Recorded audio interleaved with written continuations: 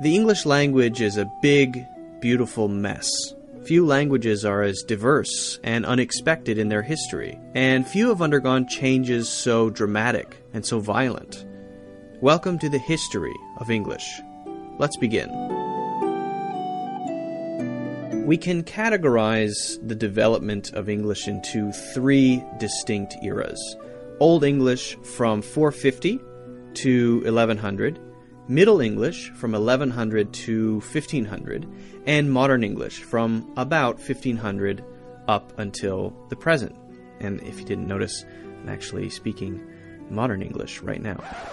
Can I just stop here and remind everyone that languages change and evolve over time? I just want to make sure we're clear on that. Just like animals, languages fade and go extinct.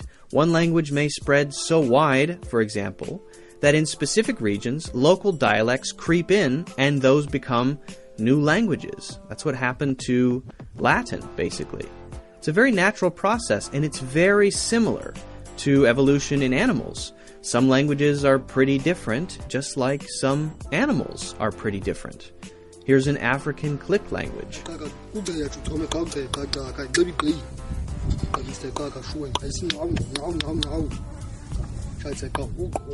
Here's a barrel-eye fish.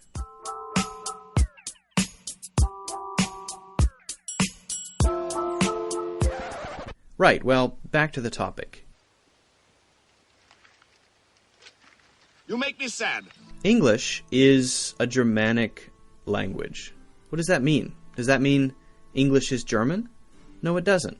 Germanic is a word used for a group of people from a particular part of the world who once probably spoke the same language, a language which doesn't exist today. Germanic languages now include German, English, Dutch, Swedish, Danish, and quite a few more. So think of all of these modern languages as having a great-great-grandma in common called Proto-Germanic. Grandma Proto-Germanic. Something like that. To be clear, English does not come from German. English and German are basically cousins. The history of the English language is a history of invasion and the movement of people, and the beginnings are no different.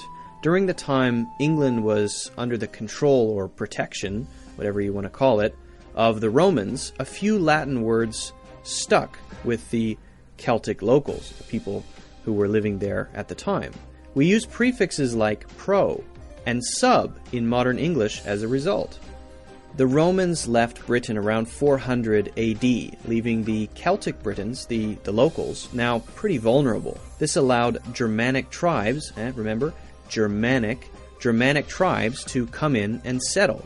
In fact, it happened over a fairly long period of time, so it wasn't exactly an invasion. So what I mean is, it didn't happen on a Tuesday. The Germanic tribes pushed most of the Celtic Britons out and settled in modern-day England. Old English grew out of this period, and from the early 6th century to about 1100, we have Old English. From that, we get works like Beowulf. So let's listen to some Old English from the 700s. Heddas frovra jebad, weox under woknum, weorth mundum tha, o that him aig wilch thara umbsetindra, over hron rade, huran shulde, gomban yildan. If you couldn't understand that, don't worry. I couldn't understand a single word. Well, maybe I can hear words like and sometimes, I think. But really, it's so far away from modern English, basically it's another language. So what's next? Well, everything was going fine in Britain until those damn Vikings invaded, bringing with them another language called Old Norse. It's another language. From there we get words like reindeer, dirt, choose, egg, and kindle. The word Thursday means, does anybody know? Thor's Day. Thursday means Thor's Day. It comes from Old Norse. To put that into perspective, about 1% of modern English comes from Old Norse. That's about 2,000 words.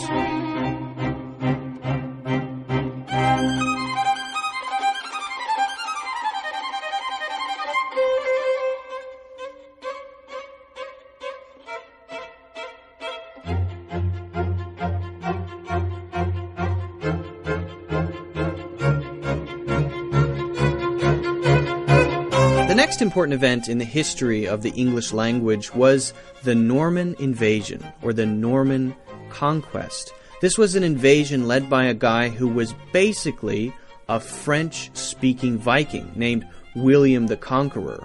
After William took over Britain in 1066, French started sneaking into the English language. French words were spoken more by the upper class, the wealthy people, and Old English was spoken more by common people, by people in the lower classes. So today we have pairs of words that have almost the same meaning, one from Old English and one from Old French. Words like lawyer and attorney, deem and judge, hunt and chase, pig and pork, cow and beef, freedom and liberty, weird and strange. I could go on for days. Now we don't make the distinction, but the Norman conquest resulted in a much more colorful language that allowed for more creative expression.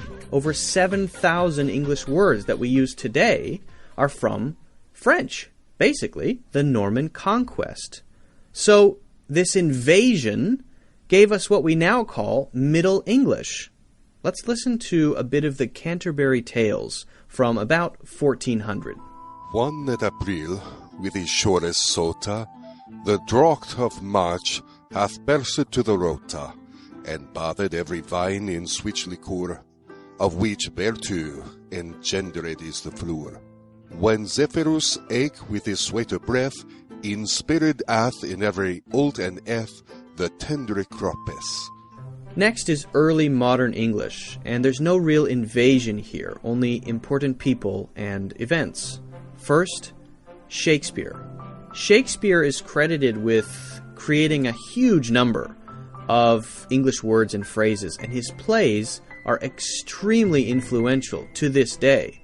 From him we get words like assassination, cold-blooded, manager, uncomfortable, and many, many more.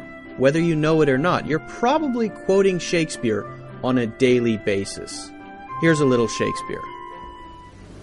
A poor player that struts and frets his hour upon the stage, and then is heard no more.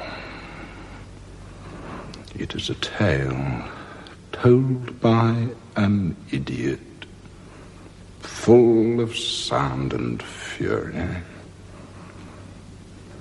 signifying nothing. The other really important event that helped to shape modern English was the Great Vowel Shift, which was in the 15th century. Now, this was essentially a change in English pronunciation. Vowels are A, E, I, O, and U. And you can say them different ways. Sometimes we say A as A, and sometimes we say A as Ah. Well, it didn't used to be like that. So there was a major shift in the way that vowels and many other sounds in English were pronounced. A word like knave, K-N-A-V-E, would have been pronounced something like canave, canave. Now we have a silent K. So we don't say kana, we say n, no. Knowledge, knave, knives, we say just n. And we also have long vowels like A instead of Ah, and we have a silent E, which makes no sound, but changes the short A to a long A. The rules of spelling were being written down around the same time, and unfortunately, the writing people, the spelling people, didn't seem to be talking to the pronunciation people. So the pronunciation changed, but the spelling hasn't really changed. We say K-N-A-V-E, knave, like knave, N-A-V-E, but still spell it in the most ridiculous possible way. I have a feeling that's starting to change, but if you ever get confused with English spelling and you want to shout at someone about it, get in a time machine and yell at someone writing down words in the 15th century. I would be remiss not to mention the influence of the King James translation of the Bible as well. Apart from strengthening these strange word spellings, many new phrases and idioms were created for that translation, and we still use those today. Phrases like by the skin of your teeth and a broken heart and a sign of the times. There are a ton of modern expressions that come from the King James Bible. Finally, we come to modern English, and an ironic reverse invasion as Britain began to explore the world by sea and colonize. As English spread to places like India, Africa, North America, and Australia via trading and colonization, some words began to trickle back slowly to England. We get pajamas from India, trek from Africa, and ketchup from China. Of course, English also spread to those colonies, and new dialects began to take shape in those places. So who knows, maybe California English will become a completely new language someday. I think it's pretty close. So my American accent, like you heard on Terminator, kind of changed a little bit into Callie from the Valley. She's like this whole like situation. That was amazing. The English language continues to evolve, and someday the words I'm speaking right now will sound as old and strange to future listeners as Old English sounds to me. That's just how it goes. You make me sad.